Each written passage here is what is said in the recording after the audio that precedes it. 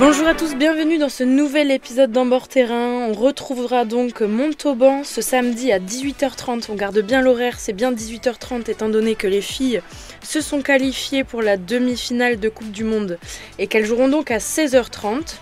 Et pour ce nouvel échange, on accueille Martin Pagerollo.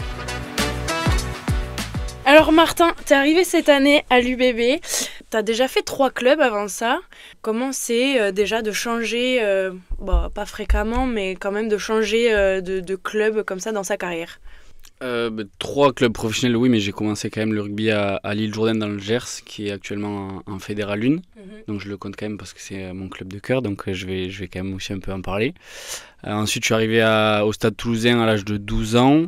J'ai fait une saison en prêt à Carcassonne à l'âge de 20 ans, il me semble. Et ensuite, j'ai signé mon premier contrat pro en revenant de Carcassonne à Toulouse. Ça en est suivi 2 ans à Lyon et aujourd'hui, donc l'UBB. Donc c'est sûr que j'ai changé donc, de club plusieurs fois. Mais c'est à chaque fois des opportunités différentes et des challenges différents qui sont très intéressants. Du coup, tu joues aussi avec l'Italie, ça commence à faire un petit bout de temps. Pourquoi et comment ça s'est fait? Mais j'ai rejoint l'équipe juste avant la Coupe du Monde. Donc j'ai eu cette opportunité-là avec le premier manager qui m'avait contacté. Et donc du coup j'avais fait un test juste avant la Coupe du Monde. En fait, j'avais rejoint l'équipe pour le tournoi destination, mais juste en tant que sparring partner. Pendant 10 jours et en gros ils m'ont un peu testé avec l'équipe et ça s'est hyper bien passé. Le feeling avec les joueurs est très très bien passé, même s'il y avait une petite barrière de la langue au début parce que je le parlais pas très très bien à mes débuts, mais ça s'est fait très vite au final l'adaptation. Et donc du coup ils m'ont appelé pour la première fois pour la préparation de la Coupe du Monde qui s'est bien passée et donc du coup j'ai été retenu pour la disputer. Ok. Tu connaissais déjà quelques joueurs en plus, j'imagine. Je connaissais très bien Ange Capozzo avec qui j'ai joué à Toulouse. Et après, il y avait des joueurs que je connaissais de vue, on va dire, qui évoluent à ce moment-là dans le top 14.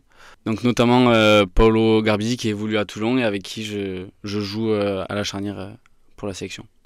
Et du coup, qu'est-ce que ça fait de jouer pour un pays dans lequel t'es pas forcément né et tout? Est-ce que maintenant l'hymne national te fait des frissons? C'est une question très dure. En fait, la question s'est pas trop posée parce que l'opportunité est arrivée hyper rapidement, notamment avec la Coupe du Monde qui arrivait un mois après que j'ai eu le contact. Donc j'ai pas trop réfléchi. Mais d'un autre côté, ça a été une grande fierté pour ma famille, notamment mes grands-parents. Ils ont été hyper émus que je prenne cette décision-là. Mais d'un côté, elle a aussi été compliquée parce que j'avais déjà porté le maillot bleu, notamment avec l'équipe de France à 7. Donc c'est sûr que ça a été un choix à faire, mais il n'a pas été compliqué. Oui, c'est sûr il y a des matchs qui sont très compliqués à préparer, mais très excitants, notamment de jouer contre la France. Donc d'entendre l'hymne, donc la Marseillaise, c'est très spécial, on va dire. Mais c'est une motivation supplémentaire et je le prends vraiment comme une partie de plaisir parce que la plupart déjà des joueurs de l'équipe de France sont des potes à moi. T'as fait l'équipe de France à 7? Ouais. Ok, t'as fait ça quand? J'ai fait... en fait, j'ai mon parcours à 7, j'avais fait le Super 7 avec Toulouse. À la suite du premier Super 7, je suis parti avec les Froggies à Dubaï. Où je me suis blessé, j'ai fait une rupture des ligaments croisés. Donc du coup je voulais plus trop faire de 7, ça m'avait un peu porté la moigne, mais j'ai refait quand même le Super 7 l'année d'après. Avec Toulouse? Avec Toulouse. Et donc l'équipe de France développement m'avait contacté pour faire une tournée en Afrique du Sud, et donc j'avais fait 3 semaines là-bas. Cool. Ouais. Comme expérience? Trop bien. Tu jouais quoi, 4-5? Je jouais 4, 5, 6, je pouvais dépanner aussi. Mais c'est un sport parce que c'est un sport différent que le rugby à 15, mais c'est vraiment un sport que j'affectionne beaucoup, avec beaucoup d'espace sur le terrain, donc on va dire que c'est très intéressant. Donc le poste de demi de mêlée, C'est pas un poste facile, surtout quand on arrive dans une équipe. Généralement, on a la chance d'avoir certains partenaires qui faisaient déjà partie de l'équipe avant et qui peuvent un peu aider sur notamment les plans de jeu, etc. Là, c'est pas forcément trop le cas avec Maxime qui est blessé. Est-ce que ça change un peu ce à quoi tu t'étais imaginé en arrivant? C'est sûr que le poste de demi de mêlée entraîne beaucoup de responsabilités.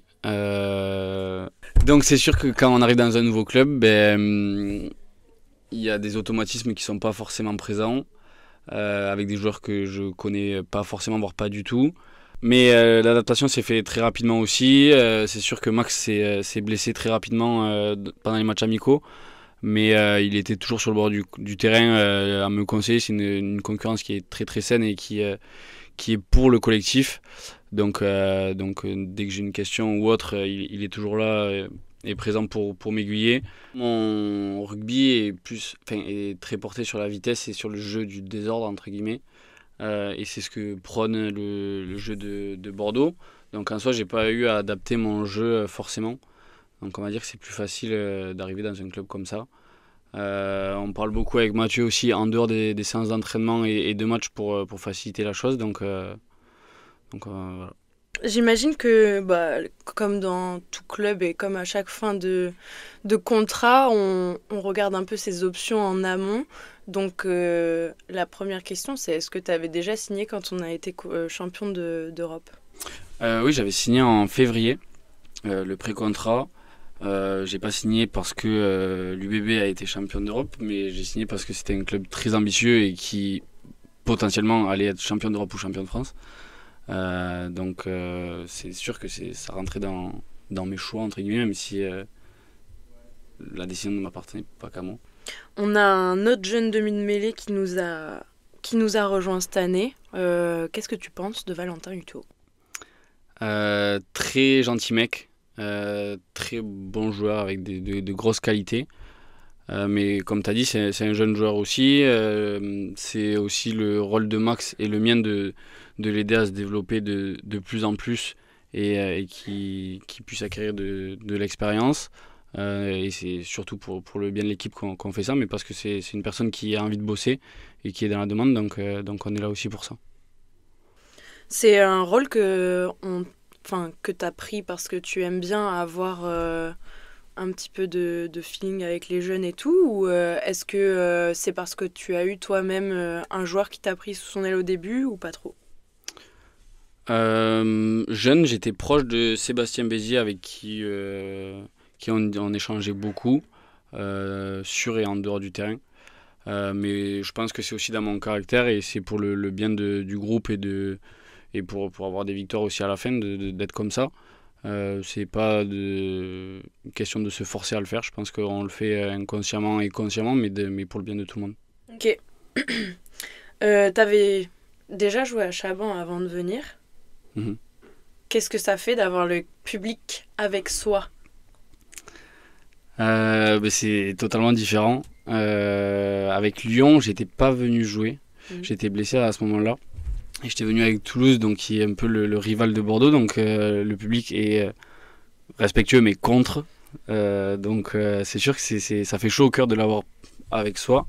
Notamment, moi j'ai une image en tête à l'échauffement quand on fait le tour de notre partie de camp pour rentrer dans le vestiaire. On voit que le public pousse derrière nous et ça fait chaud au cœur. Je me souviens avoir eu les poils et c'est très très motivant avant un match.